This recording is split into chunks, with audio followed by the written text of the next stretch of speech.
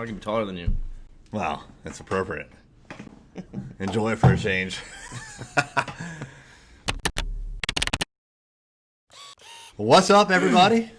Eric J. Olson here, and Kevin Daisy. from Array Digital. So today we're going to talk about, what are we going to talk about, Kevin? We're going to talk about the latest trends In in digital marketing. digital marketing, what we specialize in. Yep. So digital marketing is constantly changing. I mean, every single day there's some big news that's coming out. I listen to flash briefings and podcasts a lot, and it seems like literally every single day there is a big breaking change somewhere in digital marketing. Yeah. It's usually in search and social media. That's what I found. So social media is still rapidly being developed. So even though it's been around for, I don't know how long, a long time, it still seems like there's always something happening in social media. Yeah, and there's new platforms coming out as well. So like TikTok, for example. So it's always got to keep up with it. Always got to be researching it. Podcasts are great to listen to. I was listening to Marketing School this morning. Yep. And they shared some latest trends in business, which weren't necessarily marketing related 100%, but they kind of put a twist on it. But it's just constantly keeping up with it. Yeah. So one of the challenges that we hear a lot from prospects and then just people that we know is that it is very difficult to keep up with all these changes. So one of the reasons that we decided to do this live is because we just want to inform people about what's going on in digital marketing. So it's literally a full-time job for us, and that's what we do for a living, is we keep up with what's happening in digital marketing. And obviously not everyone that's watching can also keep up. So what we want to do is we want to just kind of like digest all those changes and provide you with what we think are the most important changes. Absolutely. One of the things that we did recently is we put together an ebook, which you can download from thisisarray.com/trends. That highlights the 5 trends that we think are going to really see big movements in 2020. So again, just go to thisisarray.com/trends. All you have to do is put in your email address, and then we'll send you the ebook. It's about a 20-pager, and it goes over the top 5 trends, which we're going to cover some of those right now. Yeah, so actually the very first trend in that ebook is about going live, which ironically is what we're doing right now. So the setup that we have right now is we're using a mic, which you can kind of see here, and we're using a laptop, which is right in front of us, and then we've got the ring light and then a camera in the middle of the ring light. But this is a much more sophisticated kind of a setup than you would normally get with social media going live. Like with social media, I don't have my phone on me, but it's usually you hit go live and boom, you're going live. Yeah. So this is complicated, and it's complicated because we are streaming to a lot of different platforms all at once. So we need the software of the computer in order to pull that off. But if you want to stream live on Instagram, on Twitter, on Facebook, TikTok supports this, YouTube supports it. LinkedIn, if you get accepted, which I've put in for, I think you have too. I put in for it, yeah. Not everybody gets that one. No, I put in 3 times, so that's a difficult one. And all 3 times I get like the same response saying basically, we'll let you know. And they've never let me know beyond that. You're not cool enough. Nah, they must have some sort of algorithm, like number of followers and how much, I'm guessing how much engagement you get with every post and things like that. But we don't qualify. So there are some people on LinkedIn that have it, and it looks pretty awesome. I don't know what kind of like actual engagement they get from it. I don't know. I would imagine it'd be very similar with the other platforms, but that looks pretty cool. But it is super easy. That's the thing. So except for LinkedIn, where there's an approval process, on all these other social media platforms, you just hit the button and you go. And you're starting to see a lot of people do that in a lot of different situations. Yep. So I know the first time I went live was on Instagram, and I think I was like pumping gas or something. And I was like, what is this thing? And so I pressed the button and I went live, and surprisingly, a few people joined in. Yeah. They do good about broadcasting that and building your followers to watch and all that stuff. So I've heard mixed things about the views you get, but I've seen a lot of stats that people prefer live over recorded. Yep. Facebook also, all the platforms prefer it, and definitely, I think, give you more reach, more views, more eyeballs on a live video for sure. So if you have things to talk about, things you want to get out there in front of your potential clients, going live is definitely something that should be part of 2020 for you. If it wasn't already part of 2019, it's been around for quite a while. I think 2015 was the first Periscope, or what was it called? I don't know if Periscope was the first, but Periscope was one of like the first biggest ones. Yeah. And they used to be standalone, and then Twitter bought them, and it's kind of in Twitter, but it's also its own standalone app, which I haven't dug into it to figure out what that, like how it works, but I know you can still download Periscope. But when you go live in Twitter, it's like a Periscope URL, which is kind of weird. So I'm not sure what's happening there. But I think the notification that you're talking about, Yeah. the fact that anyone that follows you gets notified when you go live, I think that's the big differentiator when it comes to going live. Yeah. Because you still get the video after the fact, right? So you still get the archive, like if you were to upload a video, but you get the bonus of the notification. Yeah, like on Facebook, it'll highlight the person, or Instagram and say they're live right now. So it brings attention to it. So you can go jump in and watch that right there. Where if I just put a post out, I might see it in my feed, I might not, and it just doesn't have the same effect. Yeah. So one other thing that I heard about going live is all of the platforms prefer it. They prefer you to go live. Yep. And so right now they are rewarding you by giving you more engagement, more exposure if you go live. So there's a perk there. But what I've heard is that if you go live frequently, like daily in particular, a daily 5-minute live, then you are more likely to see increased success than if you just post daily. And so I know when I filled out LinkedIn, they ask you how frequent you're going to do it, what are you going to talk about, what are you going to say, and I'm sure that goes into how they choose you. But for someone I said probably like, I'm going to go live once a week, versus someone that says I'm going to go live 5 times a day. You probably have a higher chance of getting accepted into theirs if you were more frequent. That's true. Yeah, good point. So we should reapply and say we'll do it. Just lie completely. Well, I think I'd probably commit to 3 or 4 times a week going live. I mean, I would like to. I'd actually like to be able to walk up here and go live. I mean, the thing is, well, number one, we don't really know how to use the system, so we have to get someone to help us. But number two, it's just there's people around us working, right? I mean, you can't see everybody, but they're working, and so it's kind of like intrusive, and so you don't want to do too much of that. So it's almost like you have to be kind of in a private place, like in a closed door office or something like that, or maybe your car, I don't know. But so there are some downsides of going live, but really that's probably just the downsides of making a video. Yeah, but I've seen some great content for people that just go live wherever they are, and it works out great. I think it's good content. Yeah. So cool. So right, enough about going live. Number one, going live. Number two, let's talk about ephemeral content. All right. So ephemeral content. Mean, right? Ephemeral means it's like short-lived. It's here for a day and then it's gone. And these days, it's really stories, right? So in particular, Snapchat was the pioneer of stories. Yep. And then Instagram stole that feature, just totally ripped it off, and brought it into Instagram. And that's when it really kind of exploded. And so did Instagram.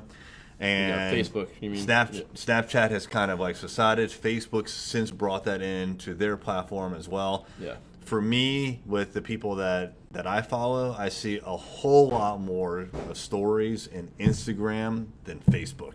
Yeah, I have seen an uptick in Facebook stories and my friends and followers that actually use it more so. Like a few months ago, it was very few that actually used it. But I do see more of it now. So there has been some change there. I feel like Facebook's almost made it a little more visible, a little bit more attention's been brought to it. But Instagram is where it's at, and stories are full all day, every day. Yeah, so I don't have the stats in front of me, but I know that the engagement on stories, or at least the eyeballs on stories, has drastically increased over the last couple of years. And I know personally, when I go into Instagram, the first thing I do is I run through all the stories. So I rarely scroll through the posts. I just go right into the stories. I get all the way through my stories, and then I take on the burden, if you will, of scrolling through the post. So I don't know what it is, like why I personally feel that way, and I don't know if it's indicative of how others use Instagram, but it just feels posts feel like work, like.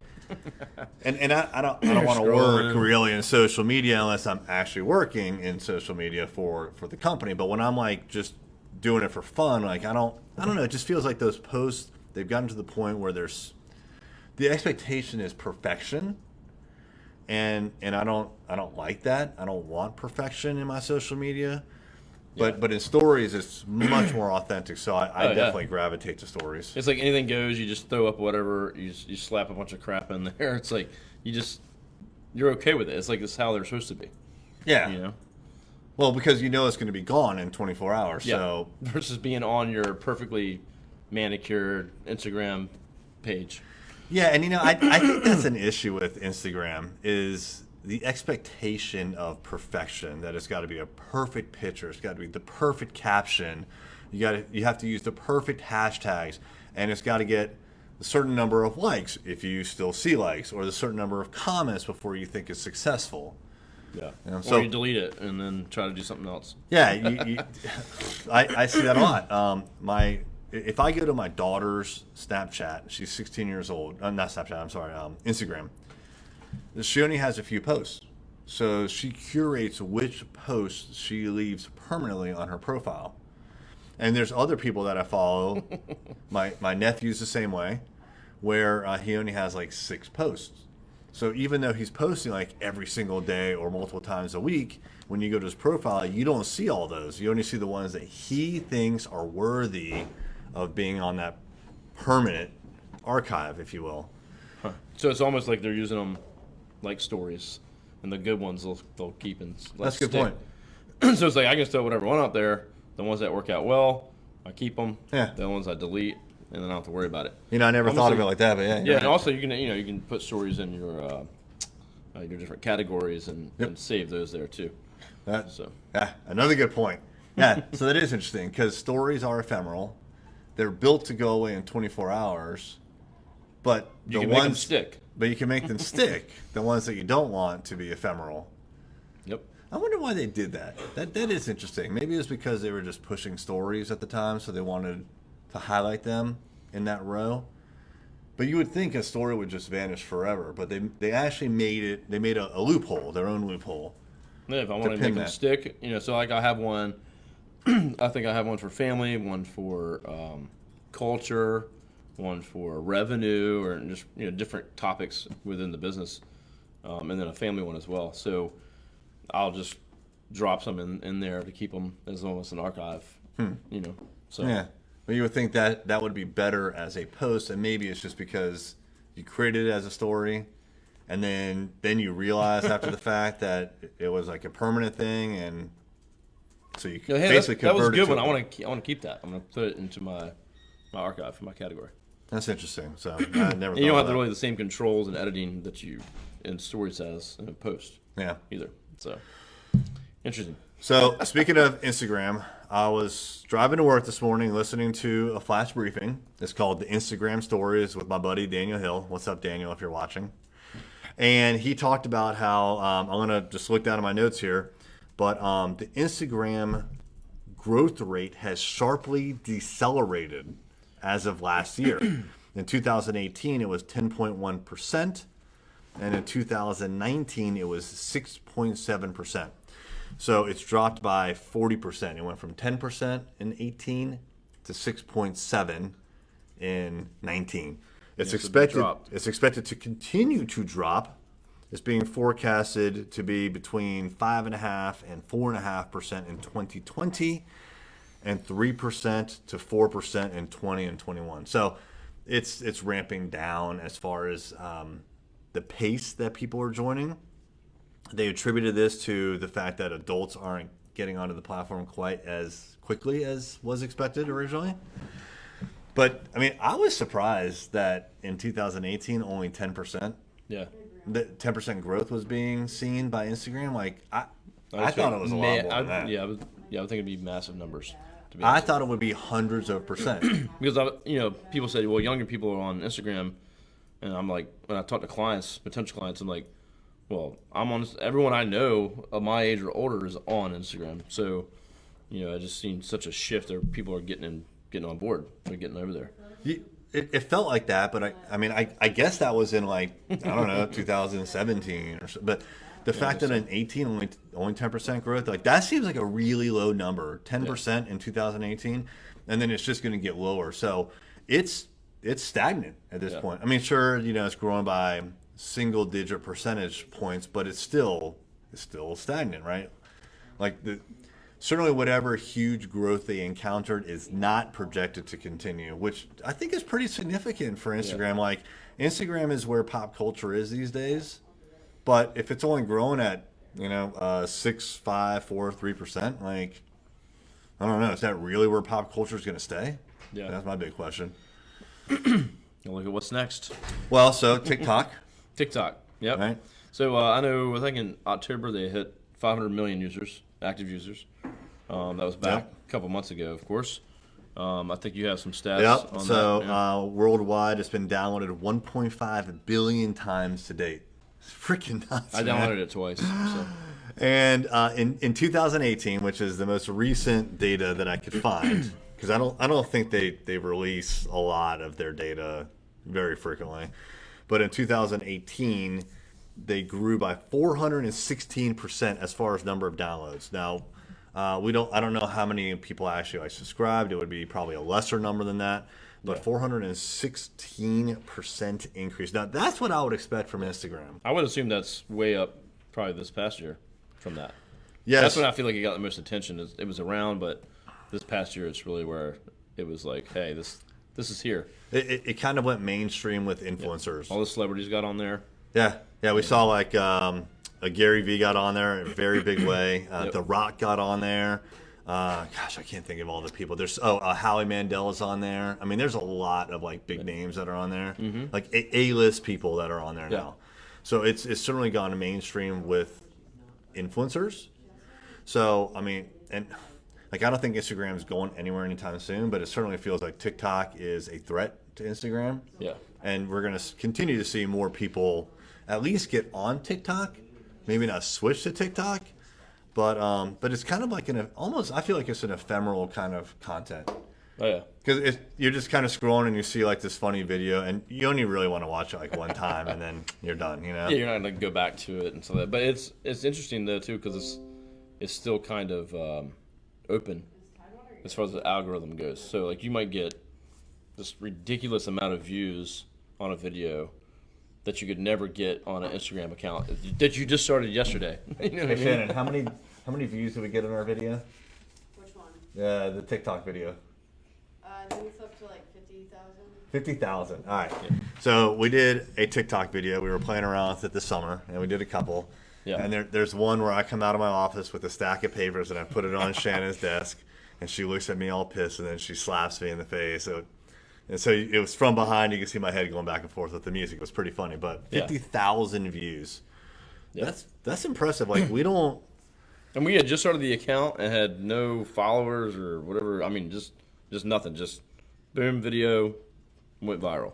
Totally organic. Yeah. Yep. So that was really impressive. So the interesting thing is you can't do that on Facebook or Instagram. It'd be very difficult to have something go like that. So or LinkedIn. I try to crack that nut all the time, and I do well on LinkedIn, but it's very hard to get something like that to happen. Yeah, LinkedIn's a tough one. Like a lot of people talk about the organic reach of LinkedIn, but what I see and what we all see with our accounts here is that we may get a couple of thousand. Is that about right? A couple thousand views. Yeah, I got like week. 700 on one before Christmas. On post. Yeah, but it's definitely declining. Like I had to think one like 20-some thousand this time last year, but it just has gone down big time. Yeah, the most I ever got was 10,000. That was on one post, but it's typically a couple thousand per week total. All my posts. Yeah. And each post, for me at least, has been a few hundred. Yep. And like, if I break 1,000, it's an exception. At this Over the point. holidays, it was really just nothing. Nothing happened at all. I had posts go out that just didn't get any views. So LinkedIn's a different animal. You want to talk about one more thing? I'll throw out the one thing. I was on LinkedIn this morning. They got the rundown that comes out, I think, at 6 a.m. So just one of the things that come out is because we got GDRP, and so we have some crackdown on not just on advertising, and data. So you got like a TikTok, who is it's a foreign country. How are they limited by what data they're collecting? I don't know. But the California law just came out. I think went into effect yesterday. Yep. Which is like CCPA, which basically allows anyone that lives in California to have their information deleted. So anyone that collects their information, they're allowed to say, "Hey, I want this gone, deleted." And so I think it's just one of the another laws that's going to come out. There's going to be a lot more to follow this probably in other states that start to restrict data. So these big giants like a Facebook, Instagram, and I got TikTok, are going to start to get cracked down on for data, which could affect us, you, for your advertising, targeting, things like that can be affected, and you're going to have to look for other ways to market your products. So if you rely on Facebook advertising, and that's how you make all your money, that could change, right? Just like SEO, you're never really in control. I've seen businesses where they rely on that, and their website gets changed by a company or whoever, and they just go out of business because that revenue stream goes away. So just look at how you're advertising, what you're relying on, and these laws come out. Things might get strict, and you might not get the targeting you're used to, and now that's not a channel that works for you anymore. So it's just like all these trends. It's keeping up with it, keeping up with the laws, keeping up with what's going on, and adjusting and changing constantly. The data wars. Yeah. Well, yeah, and this is a law at the state level, right? And we're going to see other states come out with similar laws. Yeah. And so that means that every state that comes out with one of these privacy laws is going to have slightly different enforcement, which is going to make it extremely complicated to understand what needs to be done. Sure. To the point where, we internally, we're going to have a library that says in this state you can do this and in this state you cannot.